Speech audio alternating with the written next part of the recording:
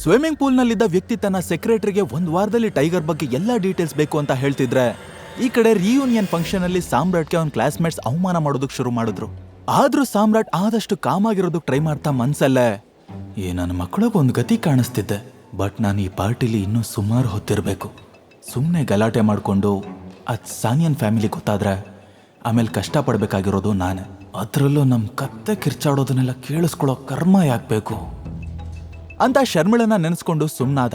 ಸಾಮ್ರಾಟ್ just fake smile ಮಾಡ್ಕೊಂಡು ಒಳಗ್ ಹೋದ. ಅಷ್ಟರಲ್ಲಿ ಗಿರಿ ಅನ್ನೋನು ಮೈಕ್ ತಗೊಂಡು, ನಾವ್ ಎಲ್ರಿಗೂ ಇನ್ವಿಟೇಷನ್ ಕಳ್ಸಿದ್ರು ಸ್ವಲ್ಪ ಜನ ಮಿಸ್ ಆಗಿದ್ದಾರೆ. ಅವರೆಲ್ಲ ಯಾರು ಅಂದ್ರೆ ಯಾವಾಗ್ಲೂ ಟ್ರಿಪ್ ಪ್ಲಾನ್ ಮಾಡಿ ಕೊನೆ ಟೈಮಲ್ಲಿ ಕೈ ಕೊಡ್ತಿದ್ದವ್ರು. ಎನಿವೆ ಎಲ್ರು ಪರವಾಗಿ I want to say thanks to Kushal. ನೀನ್ ಮನ್ಸ್ ಮಾಡ್ಲಿಲ್ಲ ಅಂದಿದ್ರೆ ಇದೆಲ್ಲ ಆಗ್ತಾನೆ ಇರ್ಲಿಲ್ಲ. ಕಾಮಿನಿ ನಗ್ತಾ, ಹೌದು, ಕುಶಾಲಿಂದಾನೇ ನಮ್ಗಿಂತ ದೊಡ್ಡ ಹೋಟೆಲ್ ಅಲ್ಲಿ ಪಾರ್ಟಿ ಮಾಡೋದಕ್ಕಾಗ್ತಿರೋದು. ನಮ್ಮೆಲ್ರ ಖರ್ಚನ್ನು ಕುಶಾಲೇ ನೋಡ್ಕೋತಿದ್ದಾನೆ. ಕುಶಾಲ್, ನಾನ್ ಕ್ಯೂರಿಯಾಸಿಟಿ ಕೇಳ್ತಾ ಇದ್ದೀನಿ, ಇದಕ್ಕೆಲ್ಲ ಎಷ್ಟು ಖರ್ಚಾಯ್ತು? ಕುಶಾಲ್ ತುಟಿ ಅಂಚಲೆ ನಸು ನಗ್ತಾ, first of all thank you guys ಅಂತ ಹೇಳಿ ಕಾಮಿನಿ ಕಿವಿಲಿ ಏನೋ ಹೇಳ್ದ. ಆಗ ಅವಳು ಜೋರಾಗಿ ನಗೋದಕ್ ಶುರು ಮಾಡಿದ್ಲು. ಸಾಮ್ರಾಟ್ಗೆ ಇವರೆಲ್ಲ ಇದೇ ರೀತಿ ಓವರ್ ಆಕ್ಟಿಂಗ್ ಮಾಡೋರು ಅಂತ ಗೊತ್ತಿರೋದ್ರಿಂದ ಏನು ಮಾತಾಡದೆ ಖಾಲಿ ಇರೋ ಚೇರಲ್ಲಿ ಹೋಗಿ ಕೂತ್ಕೊಂಡ. ಕಾಮಿನಿನ ಅವನ್ ಪಕ್ಕನೆ ಬಂದ್ ಕೂತ್ಕೊಂಡು ಹಿಂದೆ ಇರೋಳ್ ಕಡೆ ನೋಡ್ತಾ, ಹೇ ಏನ್ ಗೊತ್ತಾ, ನಾನ್ ಇತ್ತೀಚೆಗೆ ವರ್ಲ್ಡ್ ಟೂರ್ ಮುಗಿಸ್ಕೊಂಡ್ ಬಂದೆ. 10 ಕಂಟ್ರೀಸ್ ಸುತ್ತಾಡ್ದೆ. ಗೂಬೆ ತರ ಮನೇಲಿ ಕೂತ್ಕೊಳ್ಳೋದಕ್ಕಿಂತ ನಂತರ ಹಾರಾಡೋದ್ ಕಲೀರಿ. ನೆಕ್ಸ್ಟ್ ಫ್ರಾನ್ಸ್ಗೆ ಹೋಗೋಣ ಅನ್ಕೊಂಡಿದೀನಿ, ಬರ್ತೀಯಾ ಅಂತ ಬಿಲ್ಡಪ್ ತಗೊಂಡ್ಲು. ಹರೀಶ್ ಕೂಡ ಅವಳ ಪಕ್ಕ ಕೂತ್ಕೊಂಡು, ಈ ಸಲ ನಾನು ಕೂಡ ಅವಳ ಜೊತೆ ಹೋಗ್ತೀನಿ. ನನಗೂ ಇಲ್ಲಿ ಇದ್ದು ಸಾಮ್ರಾಟ್ ಅಂತ ಲೋ ಕ್ಲಾಸ್ ಮುಖಗಳನ್ನ ನೋಡಿ ಬೇಜಾರಾಗೋಗಿದೆ ಅಂದ. ಅವ್ರ ಮಾತ್ಗೆ ಎಲ್ರೂ ಸುಮ್ನೆ ನಗ್ತಿದ್ರು. ಸಾಮ್ರಾಟ್ಗೆ ಹರೀಶ್ ಬ್ಯಾಗ್ ಮೇಲೆ ಓದ್ದು ಸರಿಯಾಗಿ ಬುದ್ಧಿ ಕಲಿಸ್ಬೇಕು ಅನ್ನಿಸ್ತಿತ್ತು. ಆದ್ರೂ ತನ್ನ ಐಡೆಂಟಿಟಿನ ಹೈಡ್ ಮಾಡ್ಕೊಂಡಿರ್ಬೇಕು ಅನ್ನೋ ಕಾರಣಕ್ಕೆ ಸುಮ್ನಾದ. ಕಾಮಿನಿ ಕುಶಾಲ್ ಕಡೆ ನೋಡಿ, by the way what are you doing this days Kushal ಅಂತ ಕೇಳಿದ್ಲು. ನಾನಾ ಆಕ್ಚುಲಿ ನಾನು ಇವಾಗ ಇಂಡಿಯಾದಲ್ಲೇ ಇರಬೇಕು ಅನ್ಕೊಂಡಿದ್ದೀನಿ. ಒಂದಷ್ಟು ಪ್ರಾಜೆಕ್ಟ್ಸ್ ಮೇಲೆ ವರ್ಕ್ ಮಾಡ್ತಿದ್ದೀನಿ. ಅದೆಲ್ಲ ಬಿಡಿ, ನಿಮ್ಗೇನೇನ್ ಬೇಕೋ ಅದೆಲ್ಲ ಆರ್ಡರ್ ಮಾಡಿ. Don't worry about the bills. ಆ ಕೊನೆ ಮಾತನ್ನ ಕೇಳಿ ಸಾಮ್ರಾಟ್ಗೆ ನಗು ಬಂದ್ಬಿಡ್ತು. ಅವನೊಬ್ನೇ ಕಿಸಕ್ಕಂತ ನಕ್ಬಿಟ್ಟ. ಕುಶಾಲ್ ಶೋ ಆಫ್ ಮಾಡ್ತಿರೋದು ಅವನ್ಗೆ ತುಂಬಾನೇ ಕಾಮಿಡಿ ಅನ್ನಿಸ್ತು. ಅಷ್ಟರಲ್ಲಿ ಡೇವಿಡ್ ಅನ್ನೋನೊಬ್ಬ, ಹೇ ಕುಶಾಲ್, ನೀನು ನಿಮ್ ಡ್ಯಾಡಿ ಕಂಪ್ನಿಗಳನ್ನ ಹ್ಯಾಂಡಲ್ ಮಾಡೋದಕ್ಕೆ ಇಲ್ಲೇ ಉಳ್ಕೋಬೇಕು ಅನ್ಕೊಂಡಿದ್ಯಾ ಅಂದ. ಇನ್ನೊಬ್ಬ, ಸದ್ಯದಲ್ಲೇ ಕುಶಾಲ್ ತಂದೆ ಹೆಸರು ನಮ್ ಕಂಟ್ರಿನಲ್ಲೇ ರಿಚೆಸ್ಟ್ ಪೀಪಲ್ ಲಿಸ್ಟಿಗೆ ಬರುತ್ತೆ ಅಂತಿದ್ರು ಗೊತ್ತಾ ಅಂದ. ಕಾಮಿನಿ ವಯ್ಯಾರದಿಂದ ನುಲಿತಾ ಕುಶಾಲ್ ಕಡೆ ನೋಡಿದ್ಲು. ಎಲ್ರೂ ಹೊಗಳ್ತಿದ್ರೆ ಕುಶಾಲ್ ಮೋಡಗಳ ಮೇಲೆ ತೇಲ್ತಾ ಇದ್ದ. ಅಷ್ಟರಲ್ಲಿ ಇನ್ನೊಬ್ಬ ಮೆತ್ತನೆ ವಾಯ್ಸಲ್ಲಿ, ಇರ್ಬಹುದು, ಬಟ್ ಆ ಲಿಸ್ಟ್ ನಲ್ಲಿ ಯಾವತ್ತು ಟಾಪ್ ಅಲ್ಲಿರೋದು ಟೈಗರ್ ಹೆಸ್ರೆ ಅಂದ. ಹರೀಶ್ ಕ್ಯೂರಿಯಸ್ ಆಗಿ, ಏನೋ ಟೈಗರ್ ಹೆಸ್ರ? ಇವತ್ಗೂ ಟೈಗರ್ ಆಸ್ತಿ ಏನ್ ಕಡಿಮೆ ಇದ್ಯಾ? ಅವ್ರಿಗೂ ಬೇರೆಯವ್ರಿಗೂ 1000 ಕೋಟಿ ಡಿಫ್ರೆನ್ಸ್ ಇದೆ. ಲಿಸ್ಟಲ್ಲಿ ಏನಿದ್ರು ಫಸ್ಟ್ ಇರೋದು ಅವ್ರೆ, ಆಮೇಲೆ ದಿಗ್ಬಾಲ್.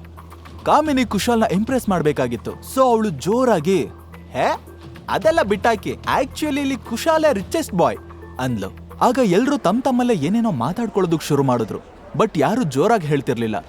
ಹೀಗೆ ಒಬ್ಬೊಬ್ರು ತಲೆಗೊಂದೊಂಥರ ಮಾತಾಡೋದಕ್ ಶುರು ಮಾಡಿದ್ರು. ಸಾಮ್ರಾಟ್ಗೆ ಇದೇ ಮಾತುಗಳನ್ನ ಎಲ್ಲಾ ಕಡೆ ಕೇಳಿ ಬೇಜಾರಾಗೋಗಿತ್ತು. ಅವನು ಮೆನು ಕೈಗೆ ಎತ್ಕೊಂಡ, ಗೈಸ್ ನೀವೆಲ್ಲ ನನ್ನ ಕಡೆ ನೋಡೋದ್ ಬಿಟ್ಟು ಸ್ವಲ್ಪ ಮೆನು ಕಡೆನೂ ಗಮನ ಕೊಡಿ. ಫುಡ್ ಪ್ರಿಪೇರ್ ಮಾಡೋದಕ್ಕೆ ಟೈಮ್ ಬೇಕಲ್ವಾ ಅಂತ ಟಾಪಿಕ್ನ ಚೇಂಜ್ ಮಾಡೋದಕ್ಕೆ ನೋಡ್ದ. ಆಗ ಇನ್ನೊಬ್ಬ ಎತ್ ನಿಂತು, ಹೆಲೋ ಡೆಲಿವರಿ ಬ್ರದರ್, ಏನ್ ಜೋಕ್ ಮಾಡ್ತಿದ್ಯಾ? ಕುಶಾಲ್ ನಿನ್ಗೋಸ್ಕರ ಫುಡ್ ಆರ್ಡರ್ ಮಾಡ್ತಾನೆ ಅನ್ಕೊಂಡಿದ್ಯಾ? ನೀನ್ ಯಾವಾಗಿಂದ ನಮ್ಮ ಹಾಗೆ ಕುಶಾಲ್ಗೆ ಫ್ರೆಂಡ್ ಆದ? ಪಾಪ, ಒಳ್ಳೆ ಊಟ ಸಿಗುತ್ತೆ ಅಂತ ಆಸೆಯಿಂದ ಬಂದಿದ್ಯಾ ಅಲ್ವಾ ಅಂತ ಕೇಳ್ದ. ಕಾಮಿನಿನು ಅಹಂಕಾರದಿಂದ, ಹೌದು, ನಿನ್ಗೇನಾದ್ರೂ ತಿನ್ಬೇಕು ಅನ್ಸಿದ್ರೆ ನೀನೇ ಪೇ ಮಾಡಿ ತಗೊಂಡ್ ತಿನ್ನು ಅಂದ್ಲು.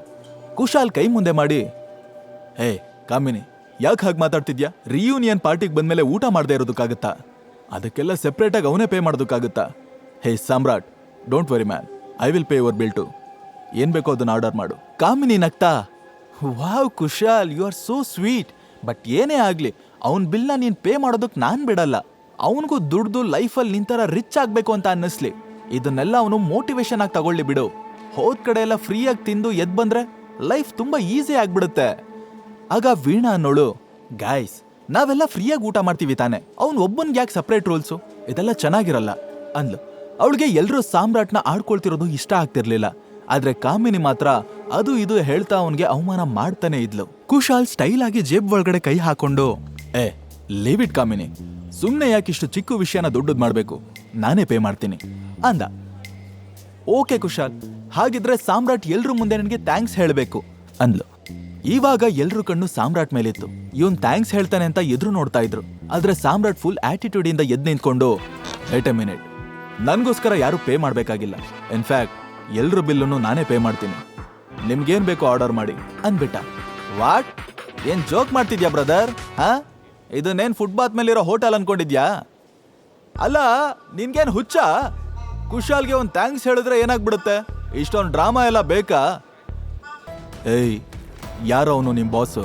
ನನ್ನ ಹೆಂಡತಿ ಜೊತೆ ಅವನ್ಗೇನೋ ಕೆಲ್ಸ? ಹಾ, ಹೇಳೋ ಅಂತ ಬೆದರಿಸ್ತ.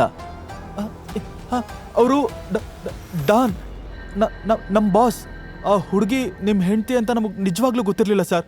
ಅತ್ಗೆ ಒಳಗಡೆ ಬಂದ್ಮೇಲೆ ನಮ್ ಬಾಸ್ ಅವ್ರ ಕಡೆ ನೋಡಿ ಅಂತ ಕಷ್ಟ ಪಟ್ಕೊಂಡ್ ಮುಂದಕ್ಕೆ ಹೇಳ್ತಿದ್ದಾಗ್ಲೇ ಸಾಮ್ರಾಟ್ ಅವನ ಹೊಟ್ಟೆಗೆ ಜೋರಾಗಿ ಪಂಚ್ ಮಾಡ್ದ. ಆಗ ಅವನು ರಕ್ತ ಕಾರ್ಕೊಂಡು ಅಲ್ಲೇ ಕುಸ್ತ್ ಬಿದ್ದ. ಸಾಮ್ರಾಟ್ಗೆ ಸಿಕ್ಕಾಪಟ್ಟೆ ಸಿಟ್ಟು ಬಂದಿತ್ತು. ಅದ್ರಲ್ಲೂ ಅವ್ನು ಅನ್ಕೊಂಡಿದ್ದಕ್ಕಿಂತ ಜಾಸ್ತಿ ಈ ತರ ಸಣ್ಣ ಪುಟ್ಟ ರೌಡಿ ಗ್ಯಾಂಗ್ಗಳು ಹುಟ್ಕೊಂಡಿರೋದು ಗೊತ್ತಾಯ್ತು. ಜಾಡ್ಸ್ ಅವ್ನ ಕಾಲಿಗೆ ಒಂದ್ ಒದ್ದು, ನೀವ್ ಮೇಯ್ನ್ ಆಗಿ ಯಾರ ಕೆಳಗೆ ಕೆಲಸ ಮಾಡ್ತಿರೋದು? ಟೈಗರ್ ಕೈ ಕೆಳಗ ಇಲ್ಲ ದಿಕ್ಪಾಲ? ಅವನು ನೋವಲ್ ಕಿರಿಸ್ತಾ, ಅಮ್ಮ ಬಾಸ್, ಹೇಳ್ತೀನಿ ಬಾಸ್, ಅದು ಟೈಗರ್ ಕೆಳಗೆ ಬಾಸ್, ಬಿಟ್ಬಿಡಿ ಪ್ಲೀಸ್ ಅಂತ ಗೋಗದ್ದ. ಸಾಮ್ರಾಟ್ ಆಗ ಸ್ವಲ್ಪ ಸಮಾಧಾನ ಆದ. ಆಮೇಲೆ ಅವನ್ ಕತ್ ಹಿಡ್ಕೊಂಡು ಮೇಲೆತ್ತಿ, ಹಾಗಾದ್ರೆ ನಿಮ್ ಟೈಗರ್ ಇಂಥ ಬುದ್ಧಿ ಹೇಳ್ಕೊಟ್ಟಿರೋದ? ಬೇರೆಯವ್ರ ಹುಡುಗಿ ಮೇಲೆ ಕಣ್ಣು ಹಾಕೋದನ್ನ ಟೈಗರ್ ಇಂದ ಕಲ್ತಿರೋದ? ಹೇಳೋ ರಾಸ್ಕಲ್ ಅಂತ ರೇಗ್ದ. ಅಯ್ಯೋ ಇಲ್ಲ ಬಾಸ್, ಟೈಗರ್ ಬದುಕಿಲ್ಲ. ಅವ್ರ ಟೀಮಲ್ಲಿ ಇದ್ದವರೆಲ್ಲ ಚೆಲ್ಲಪಿಲ್ಲಿಯಾಗಿ ಹೋಗಿದ್ದಾರೆ. ಇವಾಗ ಅವ್ರ ಟೀಮ್ ಮಾತನ್ನ ಯಾರೂ ಕೇಳಲ್ಲ. ನಾವು ಮಾತ್ರ ಹೀಗೆ ಮಾಡ್ತಿದ್ದೀವಿ ಅನ್ಕೊಂಡಿದ್ದೀರಾ? ಇಲ್ಲ, ಎಲ್ರೂ ಹಿಂಗೆ. ಒಂದೊಂದು ಗ್ರೂಪು ಡಿವೈಡ್ ಆಗಿದ್ದಾರೆ. ಆ ದಿಕ್ಪಾಲ್ ಮಾಂಟಿನ ಹೊಡಿಬೇಕು ಅಂತ ಕಾಯ್ತಿದ್ದಾನೆ. ಮಾಂಟಿ ಒಬ್ಬನ ಹೊಡೆದ್ರೆ ಟೈಗರ್ ಕಟ್ಟಿದ ಬ್ರ್ಯಾಂಡ್ ನೆಲಸಮ ಆದಂಗೆ ಲೆಕ್ಕ. ಸಾಮ್ರಾಟ್ ಅಪ್ಪನ್ನ ನೆನ್ಸ್ಕೊಂಡು ತುಂಬಾ ಫೀಲ್ ಮಾಡ್ಕೊಂಡ. ಅವನಿಗೆ ಏನ್ ಮಾತಾಡ್ಬೇಕು ಅಂತಾನೆ ಗೊತ್ತಾಗ್ಲಿಲ್ಲ. ಅವ್ರನ್ನೆಲ್ಲ ಸರಿಯಾಗಿ ಗೈಡ್ ಮಾಡೋ ಹುಲಿ ಇಲ್ದೆ ಹಸ್ತಿರೋ ಕತ್ತೆ ಕಿರ್ಬಗಳ ತರ ಬಿಹೇವ್ ಮಾಡ್ತಿದ್ರು. ಸೊ ಸಾಮ್ರಾಟ್ ಇದಕ್ಕೆಲ್ಲ ಆದಷ್ಟು ಬೇಗ ಒಂದು ಪರಿಹಾರ ಹುಡುಕ್ಬೇಕು ಅನ್ಕೊಂಡು, ಸರಿ ಎದ್ದೇಳಿ ಎಲ್ರು ಹಾಸ್ಪಿಟಲ್ಗೆ ಹೋಗಿ ಬಿಲ್ನ ಅಕ್ರಮ್ ಅವ್ರ ಆಫೀಸಿಗೆ ಕಳಿಸಿ, ನಾನು ಕ್ಲಿಯರ್ ಮಾಡಿಸ್ತೀನಿ. ಏನು? ಅಕ್ರಮ್ ಬಾಸ್ ನಿಮಗೆ ಗೊತ್ತಾ? ನಿಜವಾಗ್ಲೂನಾ? ಸಾಮ್ರಾಟ್ ಇವ್ರಿಗೆ ಹೇಗೆ ಅರ್ಥ ಮಾಡಿಸೋದು ಅಂತ ಯೋಚಿಸ್ತಾ ಹಾಗೆ ನಿಂತ್ಬಿಟ್ಟ. ತನ್ನ ಐಡೆಂಟಿಟಿನ ರಿವೀಲ್ ಮಾಡೋಕಂತೂ ಸಾಧ್ಯ ಇರಲಿಲ್ಲ.